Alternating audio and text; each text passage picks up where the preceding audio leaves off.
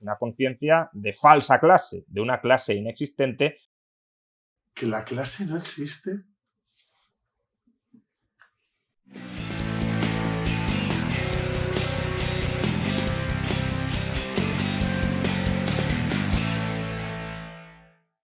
Buenas chicos, por fin ha llegado el momento de hacer la videorespuesta a Rayo. Pensaba hacerla dentro de un poco más de tiempo, pero he visto que últimamente se está viniendo arriba Juan Ramón. Por lo menos ya nos acordamos de que es Juan Ramón cuando hacemos los vídeos y no le llamo Juan Manuel. Ya he progresado en ello. Bien, Juan Ramón ha hecho unos tweets, que aquí los podemos poner, diciendo que es que se deja llevar a veces, ¿no? Por cierto tipo de gente que le sigue. Diciendo que para refutar a Marx, que bueno, que alguien con unos medianos conocimientos es como, tranquilo. Yo pienso que Rayo es una persona muy inteligente y muy capaz, pero creo que con este tipo de actitudes se está golpeando a sí mismo. Es decir, parece que está confuso y se hace daño a sí mismo. Y creo que le deja en muy mal lugar. Entonces yo desde aquí le quiero hacer una crítica constructiva, decirle que por favor se ahorre ese tipo de comentarios porque solo hablan mal de él. Yo creo que es porque le pincha a la gente, porque Rayo es una persona tremendamente educada, pero yo creo que cuando le pinchan pierde los papeles. Y como no estamos acostumbrados a ver a Rayo con carácter o enfadado, pues no es así él. Cuando le pinchan, pues él reacciona de una manera que yo creo que le deja en evidencia y que no le deja bien. Y creo que debería de evitar este tipo de cosas.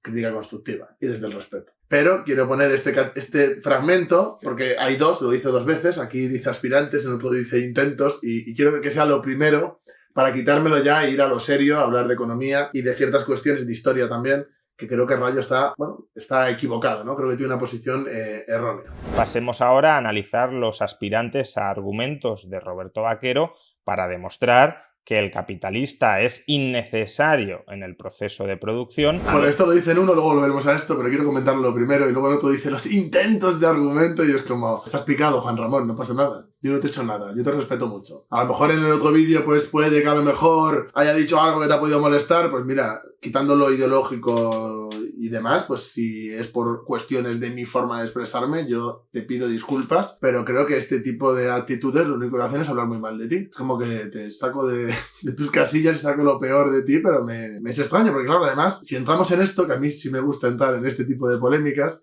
claro, lo mío es un intento, ¿no? Un aspirante, pero es que lo tuyo es un amago.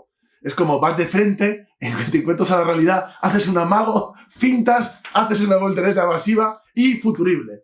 Infumable. Y eso es un poco como veo yo el proceso que haces tú a veces para argumentar determinadas cuestiones. Es que este tipo de cosas, pues me las espero en libertad lo que surja, pero no de Juan Ramón Rayo. Es una cosa que lo he visto y digo, ¿no? Además es que estaba haciendo algo y me di la vuelta y dije, ¿esto quién lo está diciendo? ¿Qué vídeo he puesto? Y ya vi este y dije, mal, Juan Ramón. No se hacen estas cosas. Entonces, bueno, esto lo hago en plan gracioso. Yo le respeto mucho, ¿vale? O sea, lo quiero decir por delante. Pero creo que el humor también a veces, con este tipo de cosas, pues es la mejor herramienta para refutar según qué planteamientos. Porque Rayo, pues muy hábil con el humor y demás, por lo menos en los vídeos que me hace a mí, no le veo. Creo que tiene que practicar un poco más. Básicamente criticaba que Yolanda Díaz vendía el comunismo como si fuera un ejercicio de fraternidad, cuando es un ejercicio dialéctico de contradicciones. También Rayo se aplica la dialéctica cuando quiere. Es decir, aquí son las contradicciones y la dialéctica, pero luego en la economía, la dialéctica, la explotación, el modo de producción, lo que es el materialismo histórico, que es la aplicación de esa dialéctica también a la realidad, el materialismo dialéctico, es como que me lavo las manos. De contradicciones, de conflicto, de confrontación entre clases. Y eso tiene muy poco de fraternidad. No tiene nada, de hecho. No, hay fraternidad de clase, de hecho te lo contesté en el vídeo. La esencia del comunismo. Bueno, porque cuando dice comunismo es como comunismo. Hace como que alarga la sílaba, en plan del comunismo malvado. No es la armonía universal, sino la ausencia de armonía y la necesidad de transformar la sociedad para erradicar esas contradicciones. Pues aquí no dice nada, hijo de p***, Pau, ¿qué corte es este? En toda relación entre trabajadores y capitalistas, ciertamente puede existir un conflicto. Una relación de dominación, por eso existe ese conflicto. Si no, no habría conflicto. Es de dominación de uno sobre otro. Y precisamente hay unos que, sin realizar el trabajo, se enriquecen del trabajo de los demás, del que producen los demás. Por eso es explotación. Si no, no habría explotación. De hecho, creo que luego en un otro fragmento dice, demuéstralo tú ahora mismo. Puede existir un conflicto una vez se ha producido conjuntamente entre capital y trabajo el producto final y hay que repartirlo. Conjuntamente, claro. Uno pone el trabajo y el otro el dinero que tiene ya de antes, precisamente de una acumulación previa. No vamos a hablar ahora de la acumulación originaria, pero luego con gráficas sí. El capitalista querrá una mayor porción de ese producto final, el trabajador una mayor porción, y ahí sí hay un juego de suma cero. Una vez está producido el bien, si nos lo tenemos que repartir, yo solo puedo tener una porción mayor de ese bien si tú tienes una porción menor. Pero ¿y ese reparto mayor y menor quién lo fija? El capitalista. Y obviamente ese reparto, ¿en favor de quién va a ser? Del capitalista. La mayoría de la gente no tiene la capacidad de acumular ese capital. Muchas veces habláis de, no, es que en realidad si yo ahorro... Esa no es la cultura del capitalismo hoy en día. No es real. La mayoría, y de hecho tengo por aquí una gráfica, la mayoría del dinero de las grandes fortunas, incluso a día de hoy, viene de la herencia. ¿Qué me está contando? Lo vende como el sueño americano y esos son casos concretos, que son la excepción, no la regla. Y aparte, mucha de esa gente no ha tenido la capacidad de formarse, entonces no va a tener la capacidad para poder triunfar. Por lo tanto, no es solo cuestión de que tengas iniciativa, pero es que hay que tener capacidades y las capacidades se adquieren, entre otras cosas por la formación, la educación que has tenido. Si no has tenido acceso a ello, ¿cómo vas a triunfar? No, el ejemplo era gente que iba a universidades privadas, la mayoría de los millonarios, aunque luego lo dejaran antes, pero son gente que ha tenido posibles, que ha tenido capacidad de iniciar una educación mínima para luego poder proyectarse. Y la mayoría de la gente que no tiene eso, que no tiene esas capacidades, porque no le han permitido desarrollarse integralmente. El problema del liberalismo también es la moralidad. Es una cosa que no tuve tiempo a hablar en el debate que tuve con Rayo y que es una cosa que estoy esperando encarecidamente para la segunda parte. Sobre todo ahora que sé que puedo llevar todas las gráficas que quiera y no dos, porque claro, es que eso es jugar con ventaja, pero bueno, para la próxima ya lo sé yo también, no pasa nada. Y esta vez pues haremos los puntos delimitados, hablaremos de un tiempo concreto y ese tipo de cosas que también son las cosas que luego critican, ¿no? De este tipo de cosas. A mí es que me da igual, yo como si hay 7 contra mí, yo voy a todos los sitios. Pero hay gente que no le apetece pasar por eso, entonces yo entiendo que esa gente pues a veces critique este tipo de cuestiones. Pero antes de que se produzca el bien, cuando se conforma la asociación entre capital y trabajo, no existe tal contradicción. En ese momento, el objetivo de capital y trabajo, del capitalista y el trabajador, mejor dicho, es maximizar la producción final. Los dos salen ganando si se produce un mayor excedente productivo. ¿En qué proporción? ¿Cuál es la proporción? Es que no es real, no es real. El trabajador trabaja por su sustento, para poder mantenerse él, su familia, etcétera, etcétera. Para eso trabaja la gente. La gente no tiene la visión de quiero ser Elon Musk. Sí, muy bien, tú puedes creer lo que quieras, pero la realidad es la que es. Elon Musk. Esto se ha vuelto a grabar porque he pronunciado Elon Musk, ¿vale? Pero yo, lo digo, porque me da igual, no me importa, yo voy de frente, si no sé pronunciar un nombre no pasa nada. Pau?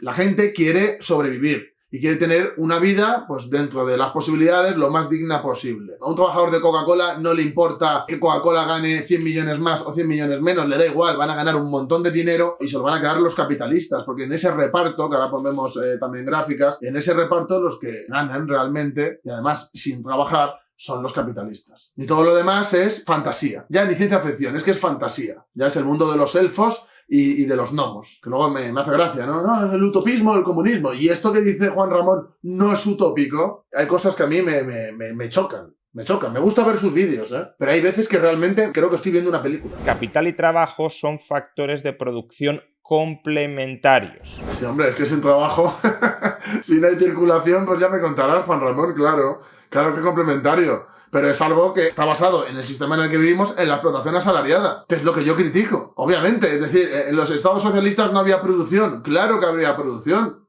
Claro que sí, pero no en base a la explotación. Es la diferencia. Y es una diferencia que no es cuantitativa, es cualitativa. El uno necesita al otro para poder producir bienes y servicios. Hombre, claro que el capitalista necesita al trabajador, si no se tendría que poner a trabajar él, claro. Tiene una necesidad clara de que haya trabajadores y de que haya un ejército de reserva para depauperizar la vida de los obreros y que acepten trabajar por menos dinero. Obviamente. Para en ese reparto, porque tú le llamas reparto, pero para mí es una imposición, ellos salgan beneficiados. Que terminen siendo distribuidos entre capitalistas y trabajadores. Es que habla de distribuir como si fuera un acuerdo entre iguales. De verdad, un tío que reparte paquetes de Amazon, el reparto que tiene con Jeff Bezos es equitativo. ¿De verdad alguien lo cree? Y ahora vamos con las gráficas. Sí, en este caso puedo poner las que quiera, no como me pasó allí, que a él no le pasó.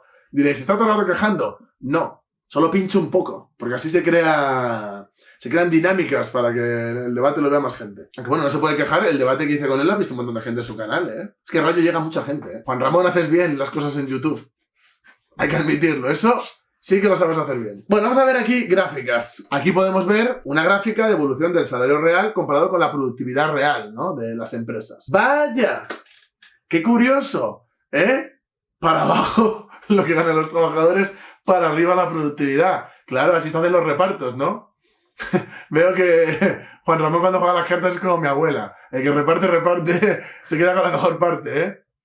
Vaya hombre, ¿eh? Qué cosas. Vamos a ver otra gráfica sobre la remuneración de los asalariados en comparación del PIB. Y aquí vamos a ver la de España, que parece que va, vamos, al infierno. Es decir, la tendencia es para abajo, para abajo. Entonces, en ese reparto, pues ya sabemos cuál es la postura de mi abuela y de Rayo con respecto al reparto que hay de los beneficios. Aquí quiero decir, porque habrá gente que me dirá, ¿se está riendo de él? No. Lo hago con humor, estoy mezclando economía y lo hago de una forma un poco jocosa, pero lo hago desde el respeto. De hecho, podéis ver otros vídeos que tengo con gente que son más beligerantes y podéis ver que esto es con todo el respeto del mundo y más. Siguiente, los trabajadores cada vez perciben... Joder, siempre leo lo que no tengo que leer. ¿Pero qué pasa? Aquí podemos ver el grado de coeficiente salarial, remuneración salarial total en comparación con el número de asalariados. ¿Qué le pasa al coeficiente salarial? A esos liberales que se pican un montón cada vez que debato con un liberal. Digo a la gente, porque la mayoría de la gente que ha venido a hablar con nosotros de la comunidad de Rayo son gente excelente. Pero luego hay gente que no. Tanto que os gustan las gráficas, pues aquí tenéis gráficas para aburrir. Esta vez venimos cargaditos de gráficas. No os preocupéis. Gracias a vosotros, ahora somos mucho mejores. La contradicción que nos asegura el marxismo que existe entre capital y trabajo es una forma de envenenar al trabajador para enemistarlo con el capitalista. Venga, Juan Ramón, vamos a ver. Es que parece, diciendo esto, parece que se lo ha inventado el marxismo. En plan, que la contradicción entre capital y trabajo se lo ha inventado el marxismo. Eso ya existía de antes. Es decir, el análisis que hace Marx en el Capital es de la realidad que ya existía. O sea, no es que haga un futurible, que ya sabemos que eso sí te gusta. Pero lo que hace Marx no es un futurible. Analiza las condiciones del momento. Que por cierto, al capitalismo, ¿por qué se le llama capitalismo, Juan Ramón? ¿Y por quién? Exacto. No diré más, ¿eh? No diré más. Pero el sistema que tú defiendes se llama como lo llamó Marx. Ahí queda apuntado, Juan Ramón. Hombre, es que si hay uno que se lucra del trabajo de los demás, hay explotación. Ay, qué pelón estoy, ¿eh? Ahora me veo en vídeos antiguos y me veo raro con el pelo rapado, ¿eh? Qué raro es. Esto, amigos, se llama petición de principios. Presupongo que el capitalista se lucra con el trabajo del trabajador. Presupongo, o sea... Es que niega que existe la explotación. Luego es que me dicen a mí de utópico... No sé, de verdad. Es increíble. Si los trabajadores producen la riqueza, porque son la fuerza de trabajo, y hay una revalorización de ese producto que se convierte en otra mercancía, ¿de verdad me está diciendo que esa valorización, que es lo que se va a quedar el empresario, ese plusvalor, no existe? Entonces, ¿de dónde sacan el dinero? Pero que no me diga que de la oferta y la demanda, porque entonces ya sí que, mira, apaga y vámonos, se apaga la cámara, se ha acabado el debate en diferido, o sea, no sé. Lo peor es que estoy convencido de que va a decir que la oferta y la demanda. Estoy bastante convencido de ello. Y por tanto hay explotación, porque defino explotación como aquella situación en la que uno se lucra del trabajo del otro. Efectivamente, que es lo que pasa. Y ya lo hemos explicado antes. Y por tanto, si parto de la base de que el capitalista se lucra del trabajo del trabajador, pues evidentemente el capitalista explota al trabajador. Es que para cortarlo y decir, ¡ahí sí! Y luego sigue hablando y es como... Ya la lía, ya mal. Lo que tienes que hacer, Roberto, es demostrar que eso es así. Sí, bueno, deberías de demostrar tú que esa explotación no existe. Porque si no, ¿cómo se lucran los empresarios? ¿De dónde sacan los beneficios? ¿Cómo se valorizan las mercancías? Eso es lo que habría que demostrar. Espero y deseo que no me diga nadie que la oferta y la demanda. Porque eso al final se equilibra, es que no tiene sentido. Eso también puede ser una forma de manipular al trabajador para empujarlo a que desarrolle una falsa conciencia de clase. Falsa conciencia de clase. Ya es el valor moral. Está Rayo y está el bien, el mal y Rayo. ¿Qué van a decir los liberales de moralidad? Si esto no les importa nada más. Es la libertad, ya sabéis. Una conciencia de falsa clase, de una clase inexistente. ¿Que la clase no existe? para luego entrar en conflicto con el capitalista. Pero es que no es con el capitalista, es con la clase capitalista. Es una cuestión de lucha de clases y obviamente, igual que los capitalistas fomentan la alienación precisamente para que la gente pierda todo concepto de clase y puedan aglutinarse en torno a su realidad, es decir, a sus condiciones materiales. Ser obrero no es un sentimiento, es una condición material y es por la posición que se tiene frente a los medios de producción. Poseedor, no poseedor. Y la gente dirá, pero entonces un CEO Los CEOs tienen acciones, son capitalistas. No, pero entonces un controlador aéreo es un trabajador. ¿Es de cuello blanco? Sí, pero es que siempre ha existido aristocracia obrera. Es que ya se ha distorsionado tanto que ya es que la gente ya, incluso gente de izquierdas, no, es que las clases ya no existen. Eso es lo que dicen los capitalistas precisamente para mantener la alienación y su dominación. Pero es que la cuestión de clase es una cuestión material, no es un sentimiento, no es una idea, ni siquiera es una ideología. Es las condiciones materiales, la posición que ocupas en la producción. Y un trabajo no es solo una fábrica. Alguien que trabaja en la hostelería es un trabajador también, es un obrero. Sobre la existencia de la clase obrera, pues he traído una gráfica, que sé que va a haber gente que me la va a agradecer, que es sobre la tasa de asalarización en España. Podemos ver en España, en Francia, la Unión Europea, Alemania, etcétera. Y mirar la de España. Ha habido ahí un pequeño periodo de bajón, pero otra vez está volviendo a subir. Es decir, la tendencia general es esta. ¿Cómo no va a existir la clase obrera?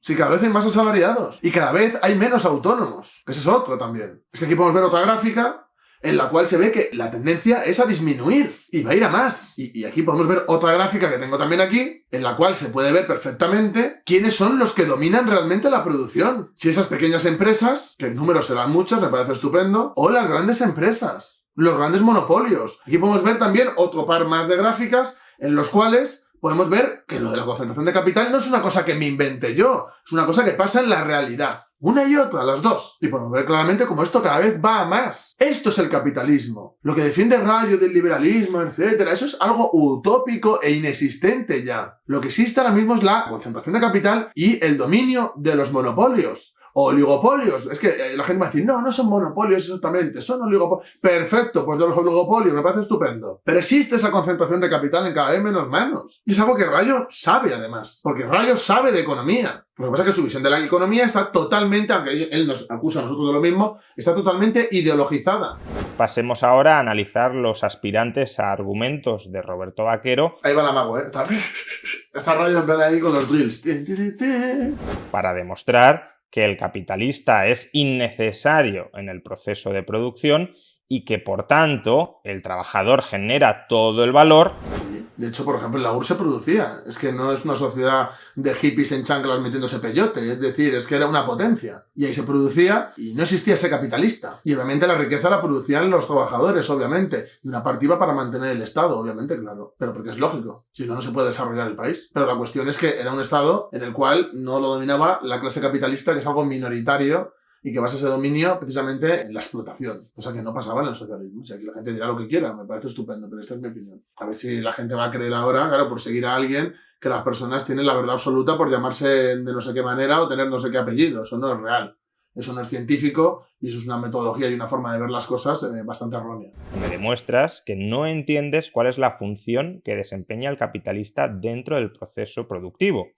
El capitalista proporciona medios de producción. Sí, proporciona en base a una acumulación previa. Y luego estos liberales tienen la visión del sueño americano, que eso es la excepción, que no es la regla. En el capitalismo existe la anarquía de la producción, es decir, que uno produce lo que le da la gana en base a lo que él cree que va a obtener beneficios. No va en bien de lo colectivo. Entonces, el papel de los capitalistas es lucrarse en base a la explotación ajena y a la especulación. Todo lo demás es secundario. Y que eso se vea como algo positivo, pues me parece moralmente terrible. Es decir, que el trabajador no tiene que ahorrar, no tiene que esperar, no tiene que retrasar su consumo para poder producir medios de producción. Me dirás, esto no es demasiado importante. Bueno, si esto no es demasiado importante, ¿por qué los trabajadores no ahorran parte de sus ingresos para crear medios de producción y emanciparse del capitalista? Porque además, vuelvo a decir, vivimos en una fase del capitalismo en la cual dominan los monopolios. Es decir, aunque tú ahorres en tu casa y te intentes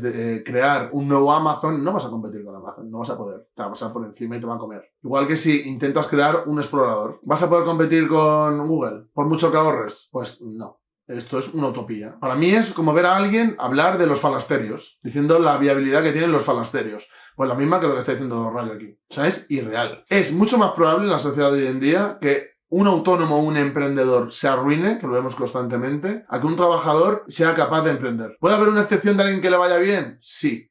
Pero es una excepción, no la regla, vuelvo a decirlo. Porque ahorrar parte de sus ingresos para producir en 5, 10, 15 o 20 años medios de producción le resulta enormemente gravoso. O 756 años, si tienes la fórmula de la juventud eterna, entonces claro, entonces sí. Pásamela, yo me voy a dedicar a intentar hacer la revolución, pero tú pásame la fórmula esa de la juventud eterna. Ya verás la que vamos a liar. Segunda función que desempeña el capitalista: asumir los riesgos del proceso de trabajo. Mira, vamos a poner aquí, bueno, dos gráficas. La primera, la herencia, que claro, es muy fácil arriesgar cuando tienes dinero. Y en segundo lugar, cada año, las empresas de más de 250 trabajadores, es decir, menos del 1% de las empresas, abarcan más valor de mercado que antes, es decir, casi 40% en 2017. Aquí podemos ver el aumento. Entonces, claro, es que esto de las gráficas hay que ver de dónde se sacan, hay que ver cómo se usan, porque si no, pues en el fondo estamos hablando sobre castillos de naipes. Todas estas cosas hay que comprobarlas y hay que, bueno, saber un poco de lo que se habla y el contraste, porque si no a veces no queda muy bien. Y lo de los riesgos que dice, pues obviamente la explotación y la competencia entre capitalistas, pues es lo que tiene. Los capitalistas se comen unos a otros precisamente para poder seguir progresando y tener más beneficios, porque es lo único que les mueve. Entonces ese riesgo es la ley de la competencia, sí, pero es que se devoran unos a otros literalmente. ¿Pero eso qué tiene de positivo para la sociedad? Esa sería la pregunta. Pero ¿de dónde sacas tú que el trabajador prefiere absorber esos riesgos antes que traspasárselos a una tercera persona que cobra, evidentemente, por ser ella quien concentre todos los riesgos del proceso de trabajo? A mí esto, aparte de que está muy enfadado, Juan Ramón, tranquilo, aparte de eso, hay una cosa que me parece curiosa. O sea, si de verdad todo el mundo empezara de cero y fuera por valía y por capacidades y porque se arriesga, etcétera, yo entiendo lo que dice Rayo y todo el mundo dirá, ¿qué razón tiene Rayo? Tiene más razón que un santo. Bueno, para mí tampoco lo sería porque yo creo en la justicia en otro sentido, pero yo entendería que lo que está diciendo pues podría tener una gran parte de acierto, ¿no? De que podría ser correcto.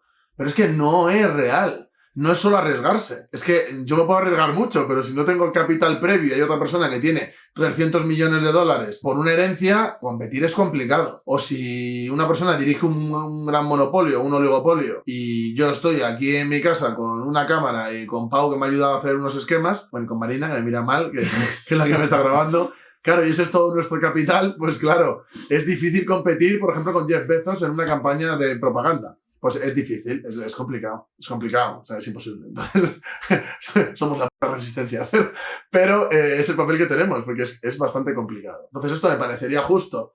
Sí, uy, qué mirada, esto hay que hacer una foto, mira qué cara de furia anti-bolchevique que tiene. Es que da miedo. Estaba aquí, hablando tal de Rayo y demás, hecho así, digo, hostias, me ha dado miedo, qué cara.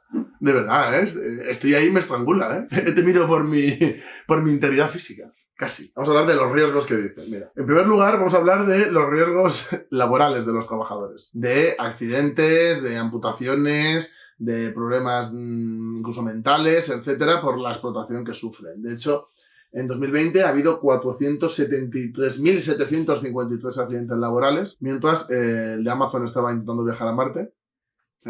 Pues él estaba arriesgándose ahí y la gente pues en los puestos de trabajo. Puesto el de Amazon por poner un ejemplo. O sea, no es que la gente va a decir, oh sí, por repartir paquetes. Pues puedes tener un accidente de coche por estar currando más horas de las que debes. Así que no salen los listillos. Desde 2011 no han parado de aumentar los accidentes laborales y las muertes, y en 2020 hubo 751 muertos en accidentes laborales.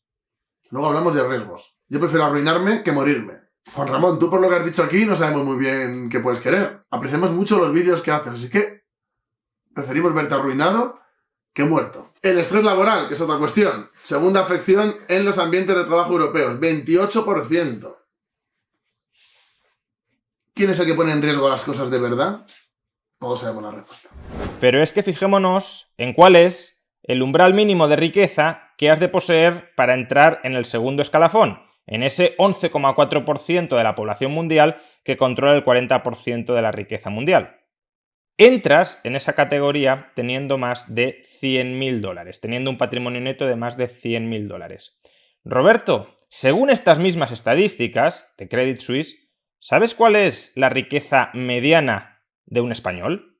La riqueza mediana de un español adulto, 105.000 dólares. Yo voy a decir una cosa, es que este hombre no te puede caer mal, de verdad. Es que incluso cuando se enfada, me cae bien. Pero aquí hay una cosa que, claro, hay una verdadera cuestión que es importante, claro, porque la gente piensa y dice, claro, tiene ese dinero en el banco. No, pero es que esto también incluye la casa que llevas toda la vida pagando. O sea, no es que la gente tenga ese dinero está aquí con los billetes ahí. No, es que tiene una casa, la casa tiene un valor y ese valor está dentro de ese estudio. Por lo tanto, aparte de que esto no es tan relevante, porque no es tanta gente, es por la vivienda. Porque en España, por ejemplo, sí que se ha podido adquirir históricamente, normalmente a la gente, una vivienda, pero es porque esto no es Suecia. Pero esta es la realidad. Entonces, es que este dato, así en frío, creo que está un poco sacado de contexto. También os digo, sobre los salarios, por ejemplo, relacionado con la pirámide, la situación en España, como si todo el mundo fuera millonario en España. Es que cualquiera que vea esto y diga, ¿y yo? ¿Dónde estoy yo en esta pirámide? Va a decir, Rayo, no tienes razón. Cualquier persona, ¿eh? Pero bueno. Salario real, con salario nominal, descenso del salario real. Aquí lo podemos ver en este gráfico. El siguiente, índice Gini de aumento de la desigualdad.